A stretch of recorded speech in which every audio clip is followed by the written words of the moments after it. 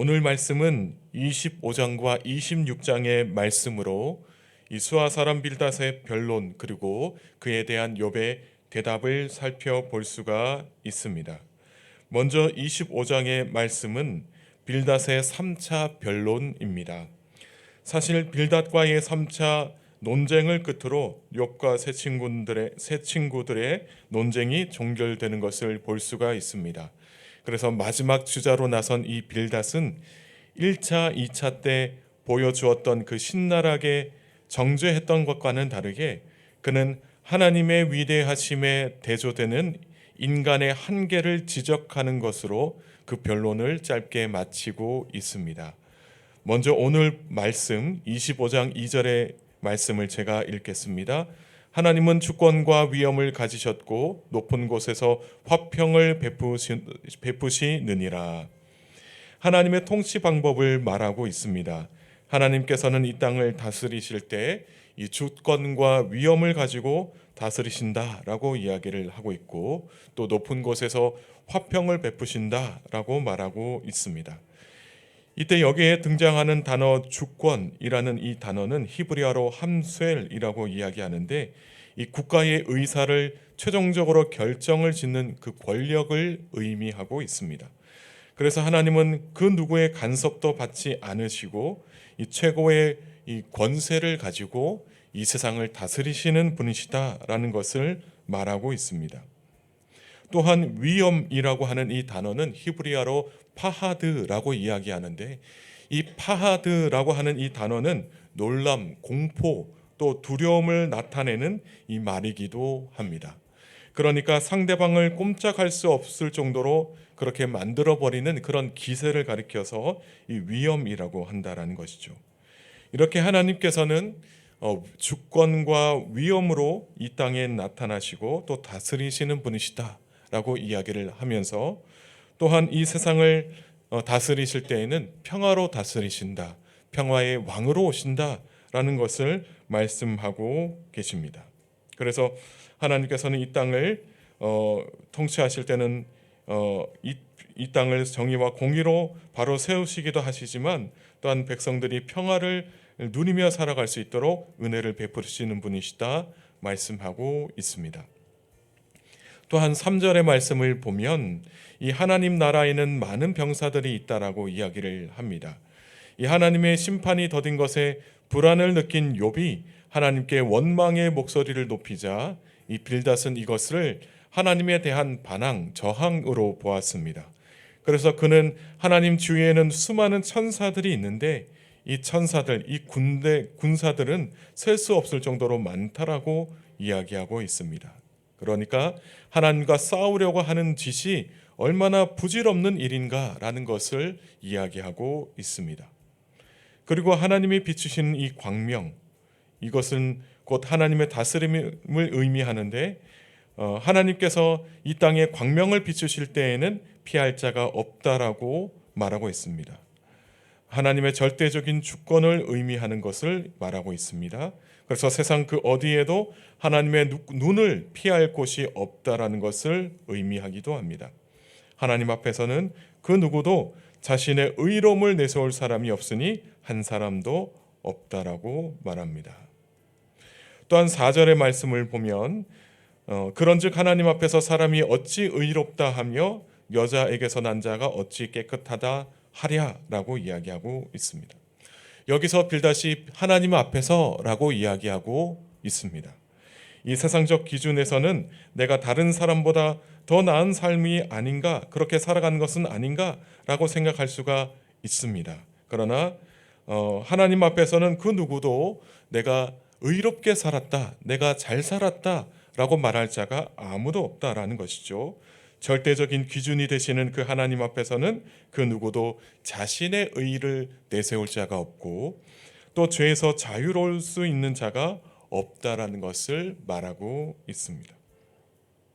또한 5절의 말씀에 보라 그의 눈에는 달이라도 빛을 발하지 못하고 또 별도 빛나지 못한다고 말하고 있습니다. 이것은 하나님 앞에서 우리 인간은 그저 하찮은 존재일 뿐이다 라는 것을 의미하고 있습니다.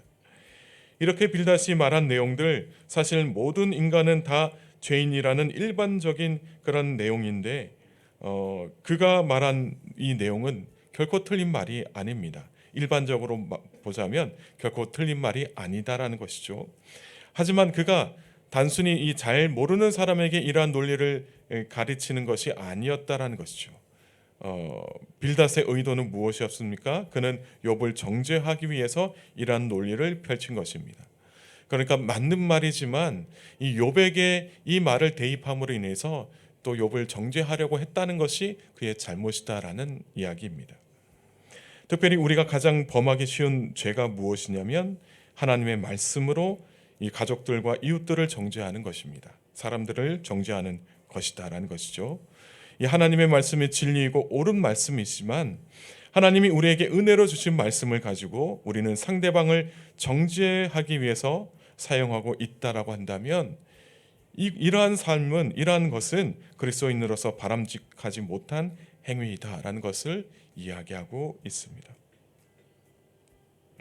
26장의 말씀은 빌닷에 대한 욥의 대답입니다. 그래서 1절에서 4절의 말씀을 보면 이 빌닷의 논리를 일일이 반박하기보다는 그가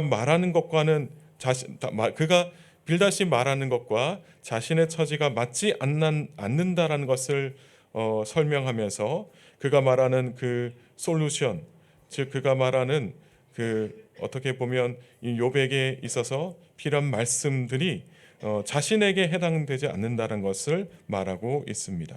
그래서 2절의 말씀을 보면 이 친구들이 자신을 돕기 위해서 맞지만 정작 자신은 별로 도움이 되지 못했다는 것을 말하면서 내가 힘없는 자를 참 잘도 도와주는구나, 기력 없는 팔을 참 잘도 구원하여 주는구나 하면서 또 특별히 이것이 아무런 도움이 되지 못했다는 것을 역설적으로 비꼬면서 이야기하고 있는 것을 볼 수가 있습니다. 또한 3절의 말씀을 보면 2절과 마찬가지로 지혜 없는 자를 참 잘도 가르치는구나, 큰 지식을 참 잘도 자랑하는구나 라고 말하면서 새 친구들의 말이 별로 자신에게 도움이 될 만한 말이 아니었다라는 것을 이야기하고 있습니다. 그래서 4절의 말씀에서도 너희가 누구에게 말하는 것이냐며 새 친구들의 말이 자신에게는 부적절한 말들이었다라고 욥이 지적하는 것을 볼 수가 있습니다. 또한 5절에서 14절의 말씀을 보면 세상에 나타난 하나님의 위엄을 욥이 자신의 지혜로 설명하는 것을 볼 수가 있습니다. 욥이 이렇게 하려고 하는 의도는 이 친구들의 지혜보다 자신이 더 탁월한 지혜를 가지고 있다는 것을 입증하기 위해서 말하는 것입니다. 그러니까 너희들이 나에게 가르치려고 하지만 내가 너희보다 결코 못한 것이 없다. 오히려 너희보다 더 뛰어난 그런 지혜를 가지고 있다는 것을 이야기하기 위해서 욥이 말한 것입니다. 그래서 5절의 말씀에서는 이 죽은 자의 영들이 물밑에서 떨며 물에서 사는 자들도 그러하다라고 말하고 있습니다. 그러니까 새 친구들이 이 땅에서의 삶에 대해서 이야기하고 있지만 욥은 이 땅에서 사는 것 그 이후 사후의 세계에 대해서도 설명하고 있는 것입니다. 그래서 하나님의 위엄이 사후에도 영향을 끼친다라는 것을 말하고 있는 것이죠. 사람이 죽으면 다 끝이다라고 생각을 하는데 그렇지 않다라는 말씀입니다. 그래서 하나님 앞에서는 죽은 자의 영혼도 두려워 떨게 되는 것이다라고 이야기하는 것입니다. 그래서 6절의 말씀을 보면 하나님 앞에서는 수월도 벗은 몸으로 드러나며 멸망도 가림이 없다라고 이야기하고 있습니다. 인간이 사는 세계와 완전히 떨어져 있는 이 바다보다 더 깊은 그 수월까지도 하나님께서 하나님의 그 주권 아래에 있다. 하나님의 영향력이 그곳까지 닿는다라는 것을 말하고 있습니다.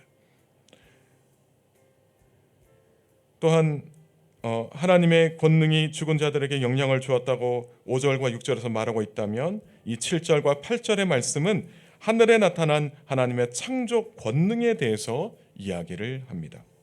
7절의 말씀을 보면 하나님은 북쪽을 허공에 펴시면서 땅을 아무것도 없는 곳에 매다신다라고 말하고 또 8절에서 보면 하나님은 궁창을 만드셨다라고 이야기하고 있습니다. 상대적으로 가벼운 구름이 무거운 물을 머금고 있어서 찢어지지 않는다라고도 설명하고 있는 것을 볼 수가 있습니다. 또한 9절의 말씀을 보면 하나님은 구름으로 이 보좌를 가리신다라고 설명하고 있는데, 하나님께서 구름으로 보름달을 가리시고 자기의 구름을 펴신다라는 말씀을 통해서 죄인인 우리 인간이 하나님의 위엄과 영광을 바라보지 못한다라고 설명하고 있는 것입니다. 또한 10절의 말씀을 보면 물과 물 사이에 경계를 만드시고 빛과 어둠 사이에도 경계를 만드셨다라고 말씀하고 있습니다.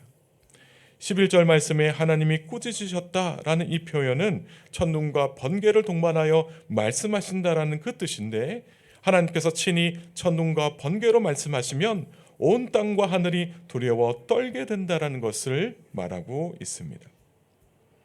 또한 12절의 말씀에 하나님은 권능으로 위험이 도사리고 있는 바다를 잠잠케 하시고 또 하나님의 지혜로 사탄의 권세를 깨뜨리신다라고도 설명하고 있습니다. 또한 13절에 하나님께서 숨을 내쉬면 하늘이 맑아지게 되고 친히 손을 뻗으시면 날렵한 뱀도 무찌르게 되는 그런 하나님의 능력을 이야기하고 있습니다. 그래서 14절의 마지막 말씀은 보라, 이런 것들은 그의 행사의 단편일 뿐이요 우리가 그에게서 들은 것도 속삭이는 소리일 뿐이니 그의 큰 능력에 우리 소리를 누가 능히 헤아리랴 말하고 있습니다. 그러니까 지금 현재 너희보다 뛰어난 내가 이야기하고 있는데, 사실 내가 말하는 것도 하나님에 대해서 극히 일부분을 이야기하는 것이다 라고 이야기하는 것입니다. 그래서 하나님과 하나님의 권능에 대해서 누가 완전히 알고 완전히 깨닫고 말할 수 있겠느냐고, 하나님 앞에서 인간은 미천한 존재인 뿐이다 라고 설명하고 있습니다. 욥은 이 땅에 드러난 하나님의 역사에 대해서 감탄을 하고 있습니다. 그러나 욥은 자신이 보고 듣고 경험한 일도 다 하나님에 대해서는 극히 일부분에 대한 지식인 것을 고백하고 있는 것입니다. 그래서 욥은 하나님 앞에서 겸손하게 살아야 한다는 것을 말하고 있는 것이죠.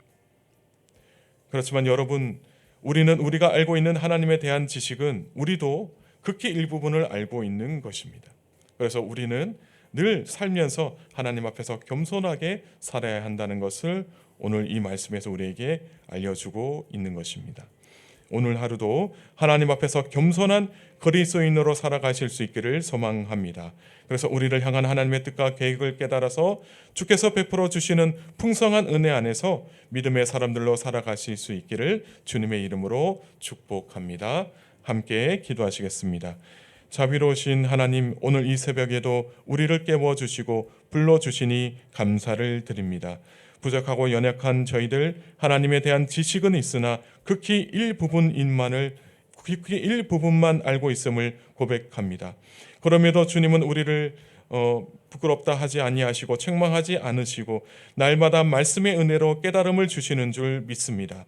오늘도 주신 말씀을 가지고 하나님의 주권과 위엄을 인정하는 믿음의 삶을 살게 하시고 우리의 삶의 자리마다 하나님의 평화가 임하여서 하나님과 이웃들과 화목하게 살아갈 수 있도록 은총을 베풀어 주옵소서. 주님, 우리의 삶을 붙들어 주시기를 소망합니다. 한 해를 돌아보니 주께서 우리에게 베풀어 주신 은혜가 크고 놀라운 것이었음을 깨닫게 됩니다. 한 해를 결산할 때 우리의 입술에 감사가 넘치게 하시고 우리의 마음에는 하나님을 향한 믿음이 더욱더 견고해지는 그런 은혜의 시간이 될 수 있도록 주님 은총을 베풀어 주옵소서. 사랑하는 교우들의 삶 속에 광명을 비추어 주셔서 주님이 인도하시는 뜻대로 살아갈 수 있도록 주님 함께하여 주옵소서. 성령의 권능으로 교우들의 몸과 마음을 강건하게 붙들어 주시어 하나님을 찬양하고 예배하며 복음을 온전히 전하며 살아갈 수 있도록 주님 은총을 베풀어 주옵소서. 오늘 하루도 형통한 삶을 살게 하시고 무엇보다도 하나님의 영광을 드러내는 복음의 일꾼으로 살아갈 수 있도록 역사하여 주옵소서.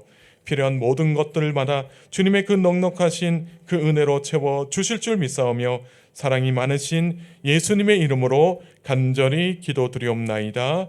아멘.